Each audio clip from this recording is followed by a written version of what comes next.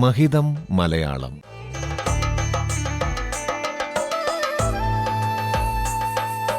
മലയാള ഭാഷയുടെ മഹിമകൾ കേട്ടറിയാൻ ഒരു സർഗയാത്ര.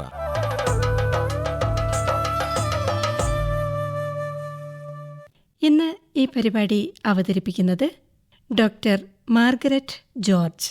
മുക്തകം 4 വരിയിൽ അല്ലെങ്കിൽ ഒരു ശ്ലോകം കൊണ്ട് സമ്പൂർണമായ ഒരാശയം ആവിഷ്കരിക്കുന്നതിന് ഒറ്റ ശ്ലോകം എന്ന് പറയുന്നു. ചമൽക്കാര ഭംഗിയുള്ളതും അർത്ഥസാന്ദ്രമായതും ഭാവസമ്പുഷ്ടവും ആയിരിക്കണം ഇത്തരം ശ്ലോകങ്ങൾ. മുത്തുപോലെ സ്വയം പൂർണ്ണമായതും മൂല്യവത്തുമായിരിക്കുന്നതുകൊണ്ട് ഇവ മുക്തകങ്ങൾ എന്നും അറിയപ്പെടുന്നു. സംസ്കൃത സാഹിത്യത്തിൽ നിന്നും മലയാളം സ്വീകരിച്ച പല പ്രസ്ഥാനങ്ങളിൽ ഒന്നാണ് മുക്തകം. കാവ്യാദർശത്തിലും സാഹിത്യദർപ്പണത്തിലും അവയ്ക്ക് നിർവചനങ്ങൾ നൽകപ്പെട്ടിട്ടുണ്ട്. 14-ാം നൂറ്റാണ്ടിൽ വിരചിതമായ മണിപ്രവാള ലക്ഷണഗ്രന്ഥമായ ലീലാതിലകത്തിലെ ഉദാഹരണങ്ങൾ എല്ലാം തന്നെ മുക്തകങ്ങളാണ്.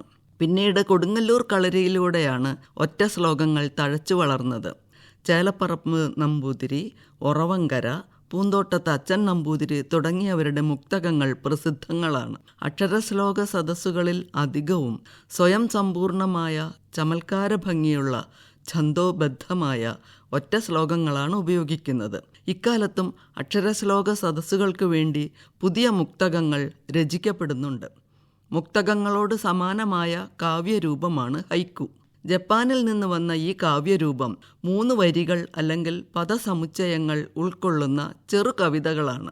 സംസ്കൃതത്തിലെ മുക്തകങ്ങളെ സ്വീകരിച്ച അതേ മനസ്സോടെ മലയാളികൾ ഹൈക്കു കവിതയെയും സ്വീകരിച്ചിട്ടുണ്ട്. ഭാവസാന്ദ്രങ്ങളായ ഹൈക്കു കവിതകൾ എഴുതിയിട്ടുള്ള അഷിത ഹൈക്കുവിനെക്കുറിച്ച് അവതാരം എന്നൊരു ഹൈക്കു എഴുതിയിട്ടുണ്ട്. 3 അടിയാൽ സമസ്തവും അളന്ന് ചിരിക്കും വാമനനെപ്പോൽ ഹൈക്കു. ശ്ലോകങ്ങളുടെയും മുക്തകങ്ങളുടെയും സ്ഥാനത്ത് ഇന്ന് ഹൈക്കുവും കുഞ്ഞു കവിതകളും സ്ഥാനം പിടിച്ചിരിക്കുന്നു. ജാതിയെപ്പറ്റിയുള്ള ഒരു ഹൈക്കു. പറമ്പിൽ വളർന്നിരുന്ന ജാതിയെ പറിച്ചെടുത്ത് മനസ്സിൽ നട്ടതിൻ്റെ പിറ്റേന്നാണ് മനുഷ്യൻ മരിച്ചത്. ഹൈക്കു കവിതകൾ മലയാളത്തിൽ വ്യാപകമാകുന്നതിന് മുൻപ് കുഞ്ഞു കവിതകളിലൂടെ മലയാളിയെ രസിപ്പിച്ച കവിയാണ് കുഞ്ഞുണ്ണി മാഷ്. മുട്ടായിക്ക് ബുദ്ധി വച്ചാൽ ബുദ്ധിമുട്ടായി, മത്തായിക്ക് ശക്തി വച്ചാൽ ശക്തിമത്തായി എന്നിങ്ങനെയുള്ള കുട്ടിക്കവിതകളും വലിയൊരു ലോകം നന്നാകാൻ ചെറിയൊരു സൂത്രം ചെവിയിലോതാം ഞാൻ സ്വയം നന്നാവുക എന്നിങ്ങനെയുള്ള തത്വചിന്തകളും കുഞ്ഞു കവിതകളിലൂടെ കുഞ്ഞുണ്ണി മാഷ് നൽകുന്നു. ഇത്തരം ചെറു കവിതകളുടെ കൂട്ടത്തിലേക്ക് ബാലസാഹിത്യകൃതികളും അടുത്ത കാലത്തായി ക്യാപ്സ്യൂൾ കവിതകളും മുതൽക്കൂട്ടാകുന്നുണ്ട്.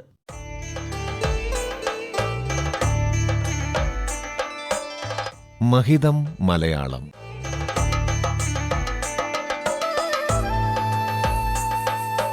മലയാള ഭാഷയുടെ മഹിമകൾ കേട്ടറിയാൻ ഒരു സർഗയാത്ര.